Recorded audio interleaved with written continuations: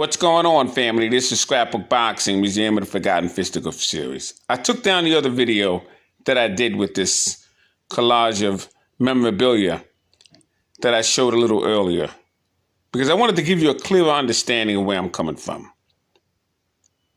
and why I collect memorabilia. I don't collect them anymore, but I've been collecting since I was 7 years old.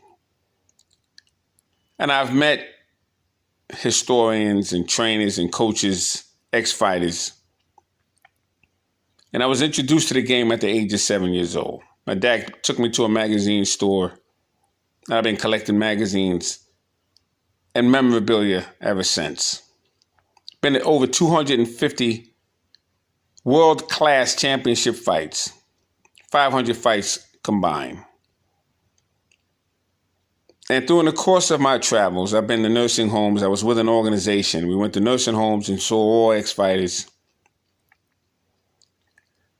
I was part of an organization, and we went to dinners. And we would go every 2 weeks, and we would see old fight films, and all the old fighters would be there. The Tippy Larkins, you name them, they were there. So I met all of them guys. I met Charlie Burleys and Jimmy Bivens, Ray Robinson. I've met Bo Jack and Henry Armstrong, Joey Maxim. I mean, you name them. If they were around at that time, I've met them. Kid Chocolate, Kid Gavilan. I've seen Ezra Charles. I was too young to really know who he was, but my dad took me to go see Ezra Charles. He was in a wheelchair. He couldn't speak at the time, but he had his belt with him. I met Joe Walcott, Georgie Benton. I mean, you name them. If they were around at the time, I met them. And I say that to say that boxing is in my blood. And I used to sit down with Hank Kaplan in his house. He used to live in South Jersey. I was at his house like 5 separate occasions.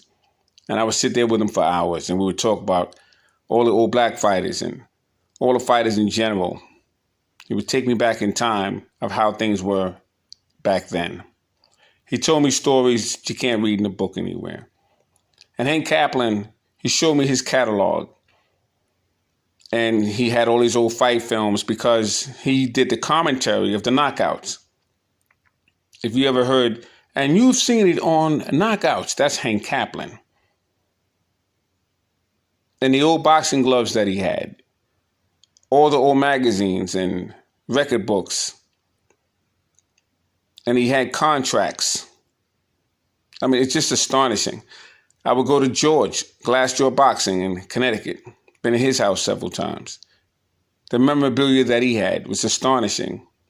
He had the biggest robe collection that I know of. Him and his wife had accommodated me, and we would eat, and we would just talk boxing. And he has a restaurant, wall-to-wall pictures of old fighters. And he was a part of the organizations in boxing in Connecticut. I met Henry, who was the president of Boxing Hall of Fame in New Jersey. Been to his house in the basement, the entire basement, boxing memorabilia, gloves, old magazines, posters. And that's just a few guys that I've met during the course of time. And because of that, boxing's always been in my blood. My dad used to go through a ring magazine with me, and he wanted me to know the fighter. Everything about the fighter. Every fight that he had, all the opponents, who he knocked out. If that fighter was knocked out. Where the fight took place, who the referee was. If it was a delay in the fight. Or was a postponement. I had to know the postponement date. Or it was a rain date or whatever the situation was. And that's just how I grew up. And it was a way for him to get me to read and everything else. But from that point on, I've been studying boxing all my life. So I just wanted to just give you a better understanding of where I'm coming from with boxing. And I try to, when opening up this channel, to take you back to some of the old-time greats.